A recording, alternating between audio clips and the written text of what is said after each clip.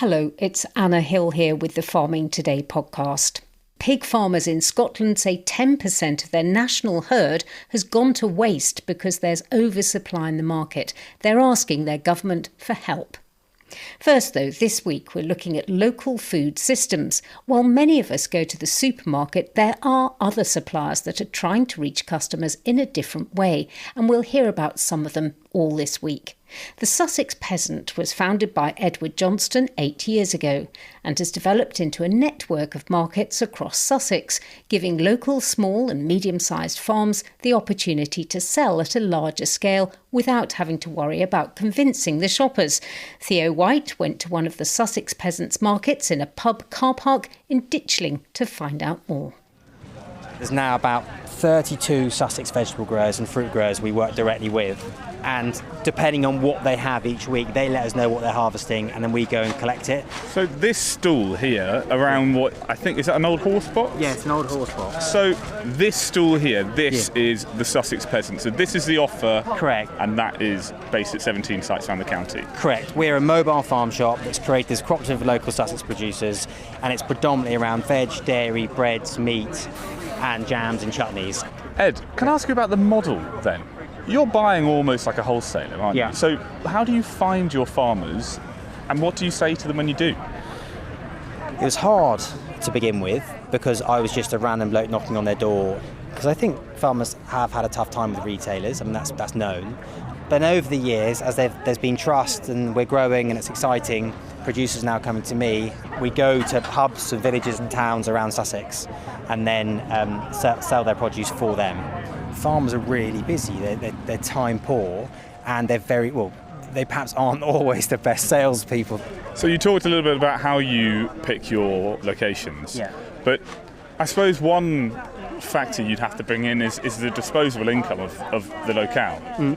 Is it the case that you're picking places that can afford to shop like this, and that this actually would be quite hard to scale in other places? Yes and no. We are driven to make local food accessible to all, and actually you only have to look at the price of asparagus now. We're selling it at £15 a kilo. We cut out the middlemen, we sell direct. Hello, what's your name? My name's Anne. And you're a customer here. Tell me, what have you got in your basket? Gorgeous strawberries, tomatoes, homemade cheese, bags of salad, asparagus season. Fantastic, it's the best season. What I love about all the things here is it's all seasonal. My name is Mike. I actually came to an industrial estate just outside Burgess Hill, saw this, so thought I'd pop in and see what was going on. And I have just bought a Sri Lankan-style chilli paste. Amazing. So would you normally shop at a farmer's market like this? Both. The basics from the supermarket, but wherever I see a market, I'd always like to pop in and just have a look around, really, and see what is for sale. I'm joined by a few of the farmers who supply the Sussex Peasant. Well, I'm Richard Bates. I farm pigs, and I'm about 15 miles away. We sell about 140 pound packs of sausages and other pork joints to Ed weekly. And it's beneficial to us because he provides the marketplace. I simply supply the stuff in bulk to his depot and they deal with it from there. We hear a lot on the programme about problems with margins, problems with scale. It's very hard to make a living as a pig farmer for many people without having an enormous operation. Does this kind of market make your business more viable? We're not large enough to supply on a large scale to supermarkets. So for small farmers like us, it's a very good way to improve your business and improve your bottom line, basically. So I'm Sharon Gregory. I'm from the old dairy. I have free-range hens and supply Ed with eggs. We need to get the public back in touch with how food is produced and where it comes from. It's a great way of doing it without me actually having to be at the markets, which is what I used to do. It gives me better time spent on the farm. I'm Colette Haynes from Ashurst Organics. So tell me, what kind of things do you grow? Every vegetable under the sun, if you can. It's sort of small scale, but mixed. It's not a big outlet for us. It is... Accordions just struck up, which I think I should probably acknowledge before you continue. It's not a big part of our income, but it's a really useful top-up. For me, it's another way of getting those networks out to re-establish local food systems, which they've been destroyed, I suppose. Theo White there at the Sussex Peasants Market, complete with accordion.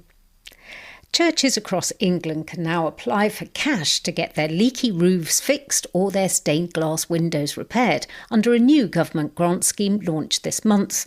The new Places of Worship Renewal Fund, which provides £92 million over 4 years, is designed to help listed churches of any faith in England with repairs. This replaces an old scheme which paid the VAT on repairs to churches.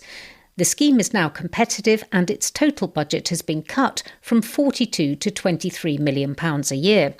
The churches can also apply to 2 other schemes, the Heritage at Risk Capital Fund and Heritage Revival Fund. I spoke to Baroness Twycross, the Heritage Minister, who told me rural churches were particularly in need of help. One of the things I've seen about some of the rural churches is they have reasonably small congregations or they might not have regular services. And last year I visited St Michael and All Angels in Brownsover, which is just outside Rugby. So it's a gorgeous 12th century church, which was renovated by the Victorias, and it's got stunning woodwork inside it. But like many churches, it doesn't have a full congregation anymore.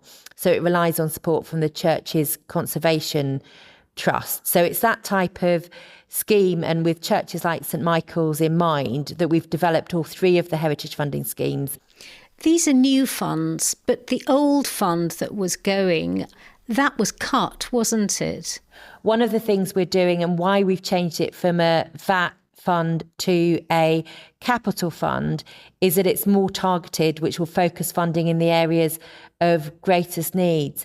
It's not a replacement scheme as such. It's a new approach to funding listed places of worship. The grant capital scheme allows those congregations and places of worship that previously couldn't even get a foot in the door with the VAT scheme. So they've got to raise quite a lot of money even before they could get the VAT relief. Under this scheme, we'll prioritise areas of multiple deprivation where churches struggle to fundraise, and we'll provide upfront capital grants to faith buildings to get works in motion. Wouldn't it be easier just to say no VAT on repairs and renovations for sites of worship?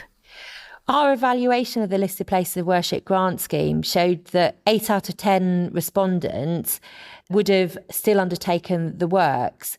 And because we're trying to use the pot of money we've got most effectively, we felt very strongly, I feel very strongly, that we should prioritise those churches who might struggle to fundraise enough to pay the upfront costs of work in the first instance. So I appreciate that it's a difficult message for those churches that have previously had significant amounts of VAT rebate. However, we think it's right to prioritise those areas most in need, where the churches or other places of worship might have been facing insurmountable barriers to fundraising the upfront costs of work. And how do you think rural churches fare at the moment? Do you feel they are properly supported in a way that you would like to see? I think there's a number of sources of funding that rural churches can access. So not only the Places of Worship Renewal Fund and the other heritage funds that we're announcing, but there's also access to funding through some of the lottery funding. And we're keen just to make sure that the processes are as simple as possible, bearing in mind that most of these places of worship, their fundraising will be led by volunteers. So that's why we're asking the organisations who distribute the funding on behalf of government to make it as simple as possible for people to apply. The Heritage Minister, Baroness Twycross. 2 weeks ago, we reported on the imbalance in supply and demand of pigs and pig meat. The supermarket Morrison's gave notice to some of its pig farmers because of an oversupply. It blamed the challenging economic climate. The editor of Pig World, Alistair Driver, told me the problem is widespread. In response to what was a relatively good time, some of the bigger companies have expanded herds, put more sows down. That was compounded in the autumn by one of the big factories had a couple of weeks maintenance. That created a bit of a backlog on farms. Demand generally, it's been flat. The demand just hasn't been there. Pigs have built up gradually on farms. Some people worse affected than others, depending on their supply chains. Allied with it, I'm afraid, we've seen a downturn in European prices. That has put not necessarily import pressure. It's not necessarily that more is being imported to displace it, but it's put price pressure on. So the price has been falling. Add into that mix, you've got the war in the Middle East. That's starting to push up costs. Well, Scottish pig farmers say they've been disproportionately hit compared to the rest of the UK, and that a tenth of the national herd has been lost, that is, culled and not sold for meat. The National Farmers Union of Scotland is now calling for immediate help from the Scottish Government as the industry battles an oversupply which, combined with an increase in production costs and lower supermarket prices, is threatening their businesses. BBC Scotland's Laurie Connaughton reports. Save our bacon is the message coming from Gregor Christie, who, alongside his brother Rory, runs a dairy and pig farming business in Dumfries and Galloway. Their grandfather began pig farming in 1954, but Gregor says the financial pressures facing the industry are the most difficult he's ever experienced. It's very difficult. You know, the costs are still there. We're still having to buy food. There's repairs. The staff need their salaries at the end of the month. For the first quarter of our financial year, which at the end of March, we were 70,000 quid down in income. So another 3 quarters of that will be in the realms of £250,000 quid. And for a small pig unit, it cannot go on indefinitely, that's for sure. There's an abundance of pork in the European markets due to the presence of African swine fever in Spain. It means fewer exports and cheaper imports. This has caused a significant and sustained drop in pig prices, with processing plants facing a backlog of animals waiting to be slaughtered.